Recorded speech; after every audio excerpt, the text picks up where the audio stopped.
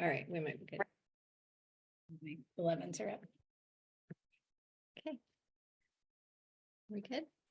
Should be.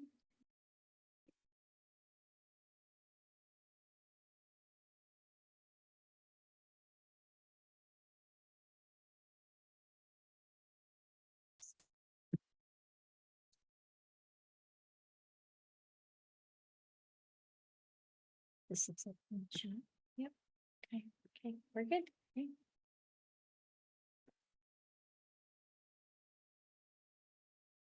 Ready?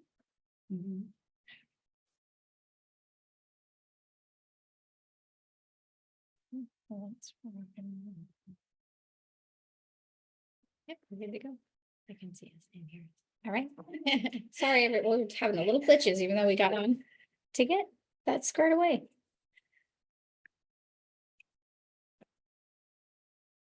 All right. Welcome to Count Blocks In.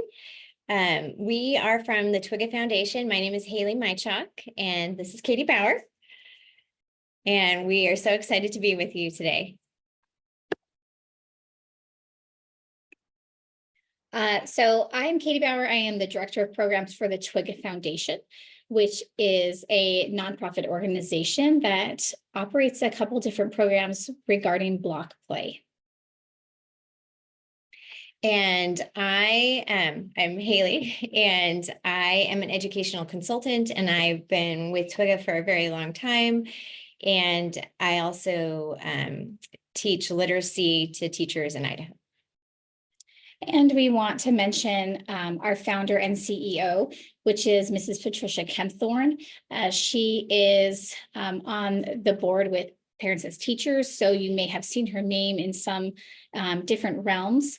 And she is passionate about equipping parents with resources for play and learning with their children. And two of those programs in which Twigga Foundation does that is Blockfest, which is a block play experience for the entire family.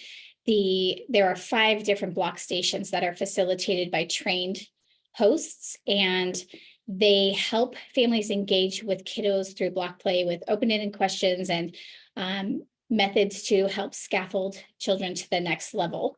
Another program is Beyond Blocks, which is what we kind of host our presentations and conferences out of. It includes a bunch of block play resources. This is our Block Fest experience, but this is our block play resources. We have 4 different block play bags for different ages. We have pattern cards and all kinds of fun resources available to organizations who would like to engage their families and children with block play. So, hold on, we got a thing. Okay, so today we're going to talk about the brain science of block play, the basics of block play, the 8 stages that children go through in their developmental progress while they're playing with blocks, how STEAM, the acronym, works with block play, and just how we can get more into depth with our kids with block play. And then, of course, the adult role and how we as the adults in our children's lives, or the adults that we're teaching in the children's lives, can be more intentional in how they work with kids on blocks.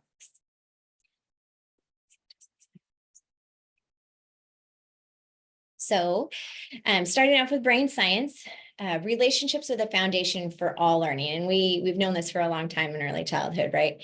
And through relationships, children begin to learn. And every early learning experience comes with a conversation with parents or a caregiver, and those directly are correlated with the number of brain cells that grow in a child's brain. And repetition does matter. And I know sometimes that's hard for us as the grown-up, but it's really important for young children to have the same experience over and over so they can see it from all angles and test all of its possibilities and see all of the things that it can do. So the brain develops through a serve and return kind of interaction. This is where the child does something and then someone like a parent or an older sibling steps in and responds, and then gives the child a chance to respond back. And it's kind of like a tennis match. That's why Harvard calls it serve and return, where you're taking turns and helping grow those brain connections through conversations. And then we know through extensive brain research that there are sensitive periods of brain development, and 0 to 3 are the most foundational times of a child's development. And we all know this, right? But it's the easiest time to lay the foundation for all future learning. And then we also know that young children develop from their head to their toes and from the middle to out, and that will be reflected in how they learn how to play with blocks. Children's understanding of the world comes from experience through a knowledgeable other, right? When they're very young, they're not going to be able to take very much in without someone explaining to them what that is. And so that's where us as educators or parents come in, and we get to help children understand the world through our experiences. And then conversations with adults and everyday activities help children gain the knowledge that they need to be successful throughout their life. So we're going to talk about block play, and learning through an open-ended play experiences definitely comes from using blocks. With blocks, we can give parents the tools and understanding of how to build their child's foundational background knowledge. This is done more simply than most people think, and our intention is to show you exactly how that looks with blocks. There is a longitudinal study that shows that early block play equals later school achievements, and those usually show up in the higher math realms like geometry, algebra, trigonometry, and calculus, as those children that played with blocks earlier in life do excel in those particular areas. So when we look at block play complexity, there are 3 components. That block play complexity increases with exposure to blocks, increases with the age of the child, and increases by combining the various stages of block play. So what this looks like with exposure is more frequency playing with blocks, daily, weekly, more time playing with blocks, and including a higher number of blocks and a variety of blocks for children to play with. Leaving them easily accessible in the home or the classroom will help to ensure that their exposure is increased. Then we have that the complexity increases with age. So a child through the block play stages is going to advance at their own rate as they learn what different characteristics and components of the blocks hold. They're going to challenge themselves to try to stack 3 blocks or 5 blocks instead of just 2. Then they're going to discover and understand new concepts as they continue to play with blocks. And then as they do, they're going to start combining the various stages that they have already mastered. They're going to combine some of the lower complexity strategies, which we'll show you in our 8 stages of block play. And then they're going to stage that progression as they continue to develop. So they will take the lower levels and continue to build on those as they master them. So these are the 8 stages of block play. They start at the top and go to the bottom. So the first one is discovery, where a baby is just playing with the block, or a young child, their first few times discovering what a block is like, feeling it, maybe tossing it, throwing it really hard, and putting it in their mouth, right? And then it increases to stacking and complex stacking, making enclosures, bridges and arches, combining the bridges and arches, and then bringing in patterns and symmetry to create something beautiful, and then representation. Children go through various stages of block play. As they work through the learning of one stage, they are ready to move on to the next stage of play.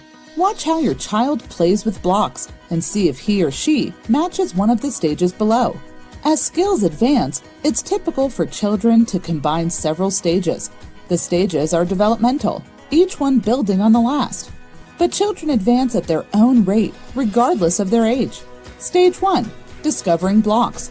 A child will explore individual blocks and their physical qualities by carrying, pushing, feeling, tasting, holding, and dropping them.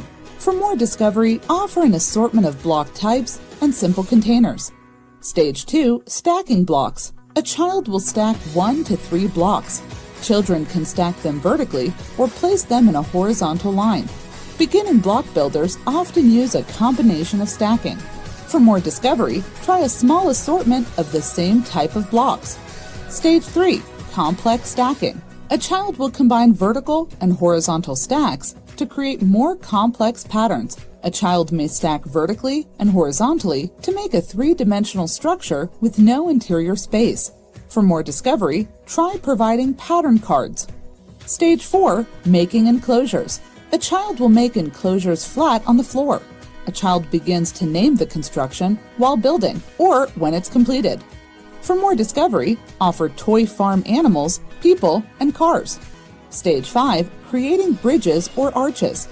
A child will place a block that spans the space between two supporting blocks.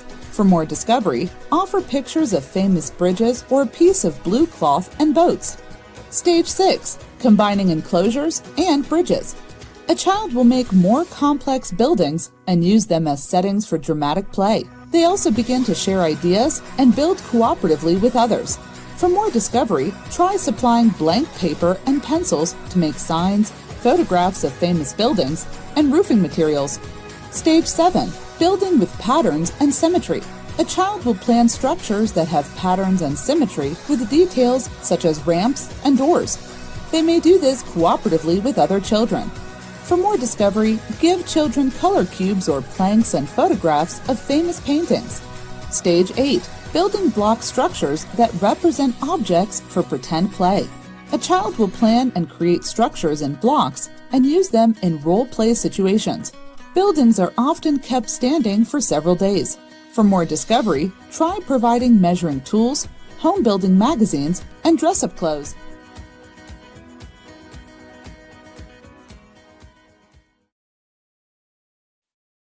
So in the stages of block play, there is a natural progression that happens regardless of a child's age. Each stage builds upon the last, and it depends on their exposure to blocks, to the number of blocks they've played with, and how much time they get to play with blocks, on how quickly they'll advance through the stages. And it also depends upon how much time they get support from a grown-up helping them move through the stages of block play. So we're going to start our STEAM by looking at science. And we see in science that play provides real opportunity for scientific reasoning. And what this looks like in block play can be supporting fields like engineering and physics, civil engineering, computer science, molecular chemistry, geology, and even our doctors and surgeons. What it looks like in block play in action is experimenting with things like cause and effect. They're going to test gravity and velocity. How fast is something going? They're going to explore weight and mass and size. They're going to compare. They're going to predict, create a hypothesis. They're going to problem solve. They're going to try balancing big blocks and little blocks. So thinking about science and the milestones children go through that support their development of science concepts, you can really grow these through block play. And these are some of the many milestones that children go through, but between 0 and 2 years of age, children begin to understand what the attributes are of things. This is blue, this is yellow, this is round, this is square, things like that. And those really apply to block play, right? And then for 2 and 3-year-olds, they really start being able to see things in a different way. So symbolic representation really comes in for block play, where they can take something and turn it into something else, So a block can become a house, or a block can become a ramp, or a block can become a car. And then 4 to 6-year-olds, they are really good at selecting tools that are appropriate for the task, which means that they can take something and think, okay, I'd like to do this. Ooh, this tool, whether it's a block or a pencil or a scarf, can help me accomplish that task. So they can make a ramp, or they can take a ball and turn it into something to balance a block on. And then these are just some images that we have collected over the years that show science in action. So these children on the left have developed a house with the blocks, which is so much fun. And you can see it's more complex stacking involved. It has arches and bridges and an enclosure. So they worked as a team to do this at one of the Blockfest events. But then you can see on the right, building includes so many scientific concepts. And that is why an adult role matters, is for us to point those concepts out to children. So now we'll look at technology, and I want to mention real quick, we provided a handout that has the slides and all of these milestones listed. But for sake of time, we're just going to highlight a few in each field, but we do want you to be able to have all of those. So if you didn't get a chance to grab the workbook, please do that in the resources available. All right, for technology, Mr. Rogers says no matter what the machine may be, it was people who thought it up and make it, and it's people who make it work. So those fields of technology that are supported through Block Play are, again, engineering, robotics, computer science, data visualization, and graphic design. So technology really is anything that helps us do work. It's used to expand our knowledge beyond what our senses can tell us. What this is going to look like in Block Play, a few examples are patterning, which we will see repeated through many of the concepts. We're going to see trial and error, trying to figure out if it works or if it doesn't work. And persistence, definitely something we are going to see a lot in Block Play and technology.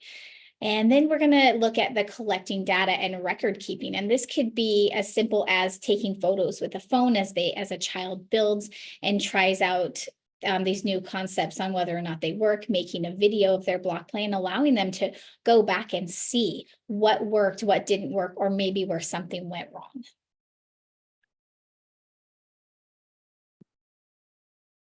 So the technology milestones that children go through are things that sometimes we don't think about every day. So the American Academy of Pediatrics has some recommendations out that you can look up. But also, it's like Katie mentioned, the technology is a tool that helps us do work. So between 0 and 2 years old, children start understanding how things can help them accomplish their goal. And they're using tools to help them explore the world, right? So like a baby would have a rattle and they're using it to explore sound, or a spoon to test gravity, right, as they toss it on the floor.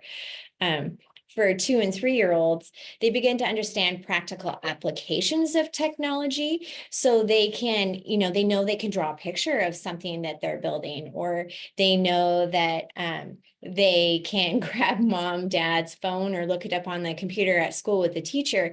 And, I want to see a picture of this, and then I want to try and build it. And then they're beginning to understand how collaboration with a peer or a grown-up can really grow their building skills. And then for 4 and 6 year olds, they really start to build, how they feel about themselves in these early years. And Block Play can really help create a really great, like, I can do it sense of self. And when they go through the persistence that's required to build something hard, no matter how many times it falls down, they keep doing it. When they get it accomplished, they are so proud of themselves. And so through Block Play and the emotions that go with it too, they are building the I can do it feeling that needs to be part of their later learning in school. It's just a lag. It's just a little slow. Okay, so we look at engineering, and we define it as a situation people want to change or create, then solve it through problem solving. So in Block Play, we can see these fields supported: civil engineering, computer science, power engineering design, computer hardware engineering, environmental engineering, and industrial engineering. What it's going to look like in Block Play is more patterning. Again, we're going to see things like decorative elements as they try to engineer and problem solve this, a sense of scale, some interior space, symmetry, lots of troubleshooting and testing those hypotheses, design, things that involve gravity and elevation, ramps, and various materials. So this, you might see in this particular element of the STEAM components, pulling in other pieces of toys or material to make happen what they're designed to happen, and which they're following a plan most of the time. So the engineering milestones that children are going to go through that are supported through block play, for 0 to 2-year-olds, it's making inferences. You know, they're starting to guess, like, if I do this, what will happen next, which is the very beginning of the engineering design process. For 2 and 3-year-olds, they ask those why questions, right? And those are so important to engineering. Without why, we don't get solutions. And fostering that it's okay to ask why questions is really important. Like, why do you think your block tower fell over? Why would you like to add that block there? You know, helping them think outside the box about what they're doing. For 4 to 6-year-olds, the engineering design process really starts to come alive in their brain. You know, they're planning what they're going to do, and then they try it out. And then if it doesn't work, they redesign it and then try again until they get their final product. And then these are just a few pictures of some children who have engineered some amazing block structures through our different events, but you can see the amount of work and collaboration that went into these different structures and the planning, and probably reevaluating, you know, that didn't work, let's try it again. So. All right, with art, a quote that said, "A child who understands a new concept through art has an aha moment and can carry it over into their math and their science problems." So in art, block play is supported in these fields: visual, graphic, and interior design, architecture, sculpture or metalwork, photography, fine art, choreography, fashion design, and cosmetology. And what it looks like, again, is our patterns. Patterns are so important. We see symmetry and shape, colors and creativity with new textures, dramatic play, self-expression, and design. So those components all show up as children play with blocks. So some of the art milestones that children go through that are supported through block play, for 0 to 2 years old, they begin to see and anticipate patterns. So that means that they know that if it's, you know, a simple A-B pattern, they're going to be able to guess what comes next if you give them 2 blocks to choose from. 2 and 3-year-old children really start understanding categorization, like all the yellow things go together, all the tiny rocks go in my pocket, and all the big rocks go in my backpack. They can really bring that in, and you can really support that through block play. And then the 4 and 6-year-olds, they begin planning art and planning their structures, and you can really bring in lots of support, you know, paper and pencils and crayons so they can draw it. You can show them pictures of things to inspire their building and talk about what the architects that created those structures did to make them so tall or whatever. And it's just so much fun to bring art in through blocks. Having some lagging. And here's a couple of pictures that we have of kids playing with blocks at our different events over the years. The little girl's building the rainbow with the cubes on the left. And then the other little girls are looking at what she did, and you can see the aha moment in their eyes. And then a little girl in the middle is experiencing symmetry through plank blocks, and she's building a butterfly, which is so amazing. And then the little girl on the right is at school, and she has the window blocks, and she's tracing the images that the window blocks are reflecting onto paper, which is so beautiful.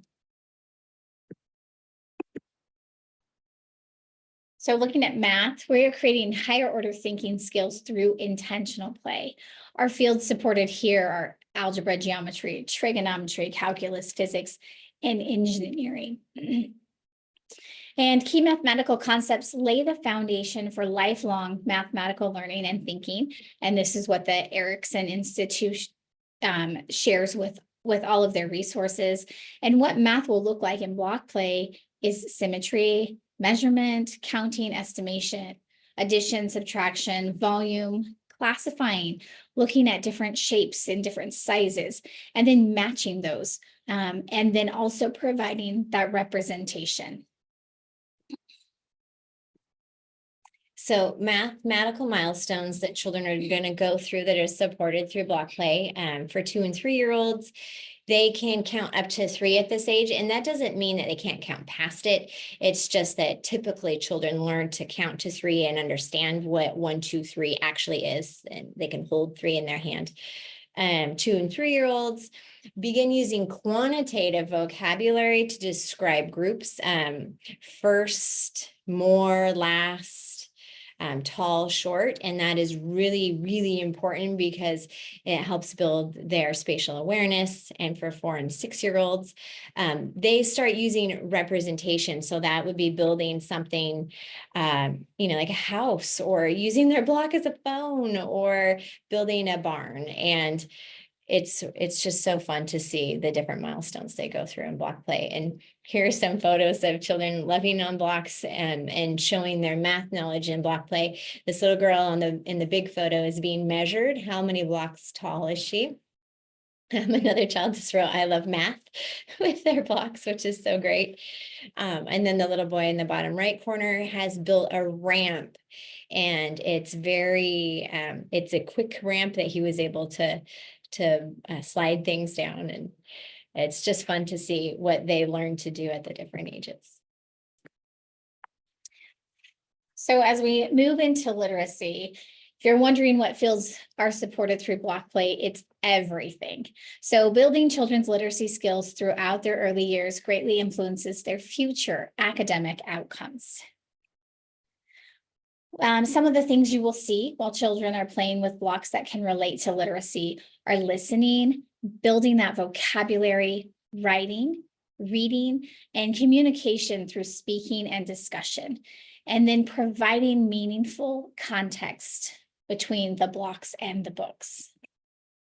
So what literacy milestones look like for children that are related to block play: intentional interactions with adults to achieve their desired outcomes. So for very young children, building with blocks can be a little bit frustrating because they don't have the fine motor skills to do the things. So working with an adult and communicating that need is very important. And through block play, you can really build conversation skills that children need that will last throughout their life. Tell me what you need, or can you name this block? Things like that. For 2 and 3-year-olds, they can identify objects by name when asked. So this is a great opportunity to bring in some new vocabulary for young children. Can you find the square block? Can you find the yellow block? Things like that. And then 4 to 6-year-olds, they recite familiar stories correctly. And this is my favorite. So block play is a wonderful opportunity to expand stories. And we'll show you a picture in a minute. 4 and 6-year-olds are very good at telling you their favorite stories, right? So if you take stories and set them up in the block play area with some props, they can build their stories and bring them to life and act them out. So in the picture on the left, the children made a barn and they labeled it barn and silo. And you can see the little characters that went and, lived there or worked there. And then on the right, this is sorting and comparing animals. And it's the story Old MacDonald had a farm, and the animals are all in their little farm. It's so cute.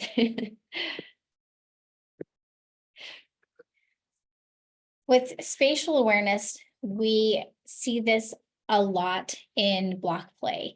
And what spatial awareness is It's our position in relation to the objects around us and the relative position of the objects to each other. So this is understanding the concepts of direction, distance, and location. It's using spatial language that relates to skills necessary in math and science in particular. Spatial learning is spread out over many, many subjects in a child's life. And research shows that early introduction of spatial language and engaging in spatial activities like blocks and shape sorters and puzzles, they better prepare children for STEM disciplines. What those fields of spatial awareness can be supported are graphic and interior designers, a landscape artist, a mechanic, a photographer, an engineer, an artist, a geometry teacher, and a carpenter. And when we see the spatial awareness in everyday activities, it can be jumping over toys, problem-solving skills, mental rotation of objects, packing a suitcase, or helping unload groceries and putting those away on the shelf. And then what it will look like in block play is our bridge building, in which they are estimating distance. In a design, they're looking at patterns and symmetry to make that happen. The construction process itself in building, which is rotating blocks so that they fit in the space in the intended purpose that they're building. Putting those blocks away, so they're going to sort and classify possibly. They represent real life structures. They make a model from a blueprint or a map, which for that spatial component is visual interpretation. And then filling enclosures with objects, which shows capacity and understanding of capacity. The comparison of block characteristics, whether it's heavy or light, tall or short. And then the description with spatial language, and we'll go into that next. So spatial awareness, language that you can use in block play, words and phrases that describe the properties of the object. So is it a square? It's a cylinder, a circle, cubes, cone, so naming the actual shapes. Is it long, tall, short? And then spatial prepositions to use in block play are words and phrases just describing where the block is in relationship to another block or to the person or to the child. So it's toward you, it is up, it is through.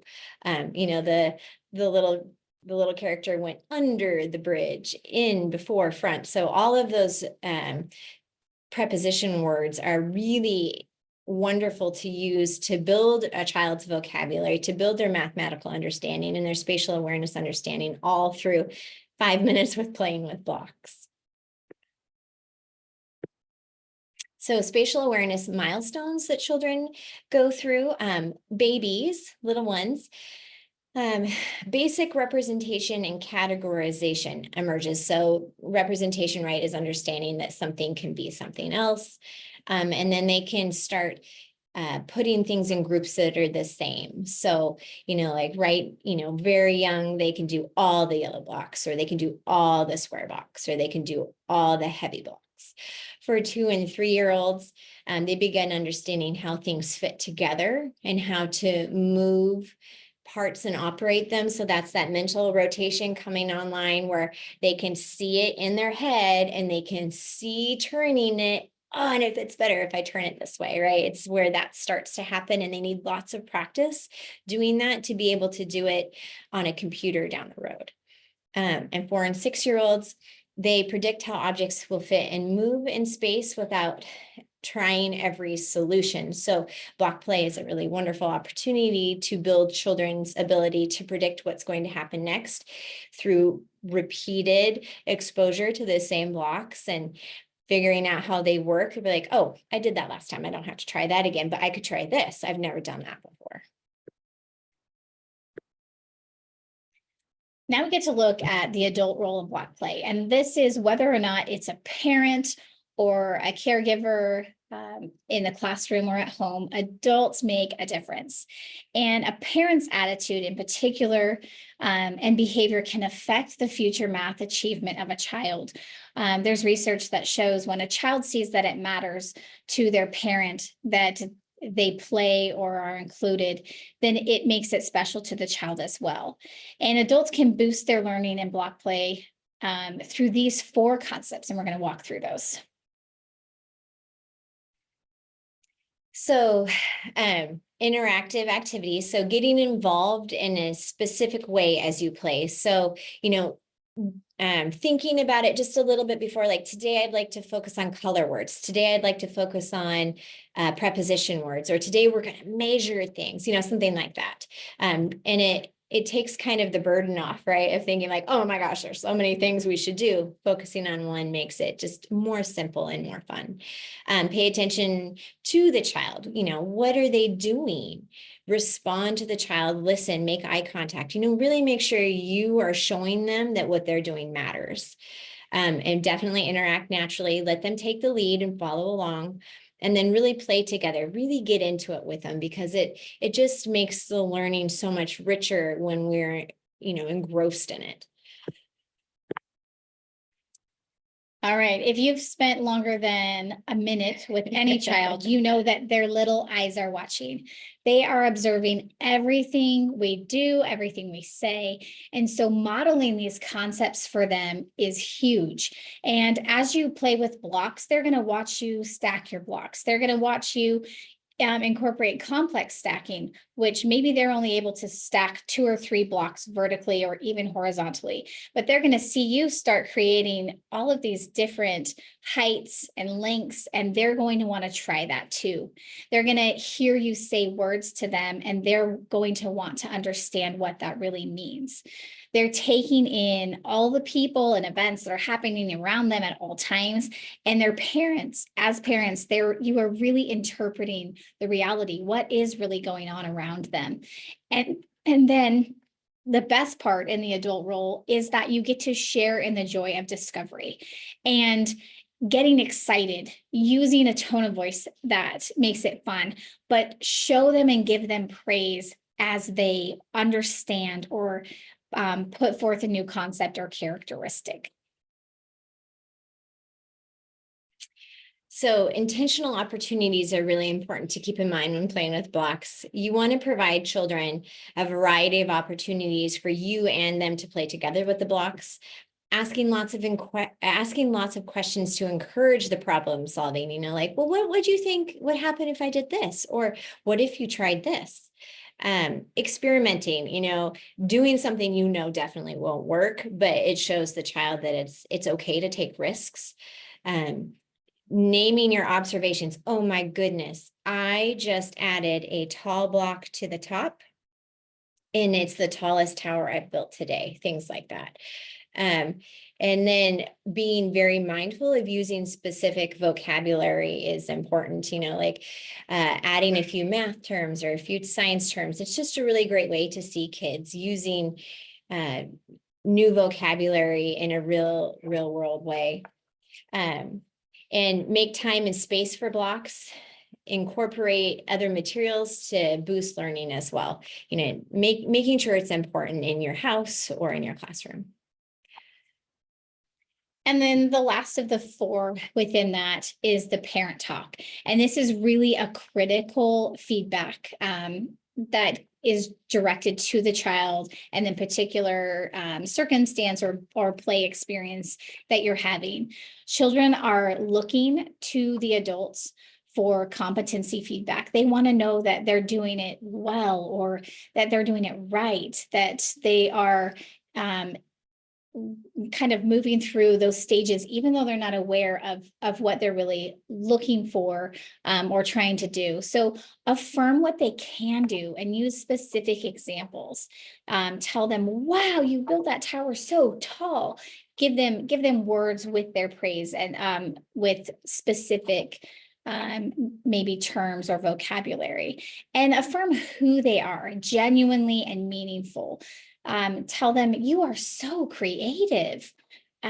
Words and tone matter as well. So use that inflection and use the emotion, make eye contact, smile, laugh, really be present in that few minutes that you spend playing blocks. And then monitor your body language, because it is talking to. So maybe you're tired or you have a task to do. Make sure that your body language isn't telling that to the child instead of what your words are saying. And these are just the presentation sources. They're listed on your handout as well. And with that, we hope that if you wish to discover more about Twigga Foundation, you will look at either the Blockfest website or the Twigga Foundation website, and we will be available for the Q&A session afterwards. And I think we have just a couple minutes. I wrote down the questions. there. Okay. Go ahead and take those. Okay. I saw there were a couple questions that we can answer really quick because we do have a couple minutes, but somebody asked about open-ended questions in the block play area. That's wonderful. You know, extending your open-ended questions in the classroom into the block play area is a wonderful way to help children think outside the box, be really creative. What a wonderful idea. Can you do a block fest or a back to school night or an open house? Absolutely. If you visit the Blockfest website, you can see what opportunities you have to bring Blockfest to your community. But it's wonderful. It's been used all over the country for events just like that. And it's a really great way to get parents and your community excited and engaged together, because we know that when parents are interacting with their child and engaged in their educational career, they have better academic outcomes. And then, Katie, I'm going to throw this question to you. The video, where can people find that? Is it on the Blockfest website? It is not. It is a resource that we share in our conferences or with our hosts that train to be a Blockfest host. But if you want to contact us through the website options, I will happily send that to you if it's something. We don't share it publicly, but absolutely to use within your organization and for your families, we would love to share that with you. And let's see, there was on our Q&A questions. Let's pop back over here. Let's say, wait, one sec, here we go. Let's see, we had the question, does this include for infants and toddlers? That's the majority of children that I have. I'm not sure what this was particularly referring to, but absolutely. The research shows that they started the research on as young as 8 months old. But so research shows that even at that young of an age, that they are understanding and developing these skills, and it will only put them further ahead as they move. So they are not too young to play with blocks as long as they are age appropriate, size appropriate. Yeah, and a good test if you want to know if your blocks are size appropriate for young children is just get a toilet paper roll or paper towel roll, and if the block falls through it, it can be a choking hazard. Yes. Let's see. What is defined as a block? That's a good question. For a block fest, we say non-interlocking blocks. So Legos don't count because they're not as open-ended, and they have limitations when they connect together, right? But it doesn't mean they can't use them. It just, they have a different purpose. Yes. So, the credit for the course, that's gonna probably have to come, maybe Carolyn can answer that one in the chat. How can they get credit for this course? And then stages typically aligned with different ages. So with the 8 stages of block play, it is not based on age. It is based on how often they play with blocks, what their exposure is and the time playing with blocks. A 2-year-old could be all the way to stage 8 if they have played with blocks continually throughout their life. They can start building things that stage 8 is representation. They might often use them too with dramatic play. We do encourage you in maybe your classrooms and home to bring in some props, but research shows that once props are brought in, the math and science and learning concepts actually diminish because now they're creating and imagining and doing that kind of stuff. But it is great to intermix them. And let's see. Oh, there are so many types of blocks, but wooden blocks, foam blocks, yes. What is your recommendation for 4 to 5-year-olds? All of them. Any ones you have. Yes, yeah. Most of the unit cubes are usually a 1x1 cube, and those are typically for ages 3 and up. So by 4 and 5, they should be able to play and build with any type of block and mix them all together. Let them, create, if you have the space and the blocks, let them just blend all of those together. let's see. Okay, I think we have addressed everything. That's come up to this point. If not, throw it in the chat. We have about another 2 minutes. But we thank you so much for participating today. Please do contact us through our website, and we are happy to answer any other questions or send you resources.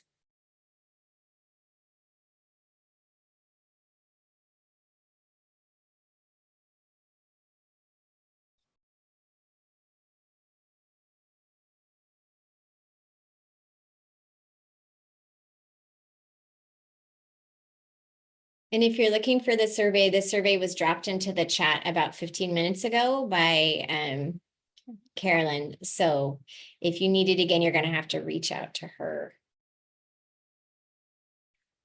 But if you guys have more questions that you want to ask, please feel free to join us in the Q&A session following this.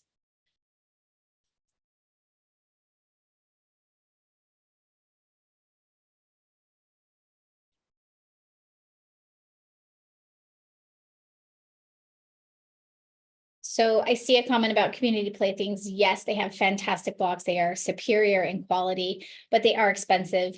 You can find some great quality blocks on Amazon as well. Just make sure you're checking the material that they're made out of, especially the wooden planks. Brain Blocks is a great wooden plank to utilize that represents what we use in our Blockfest exhibits.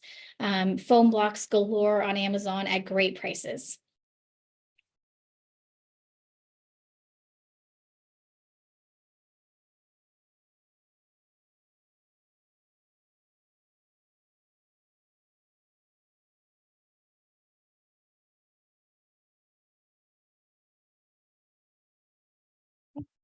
Should we pop up?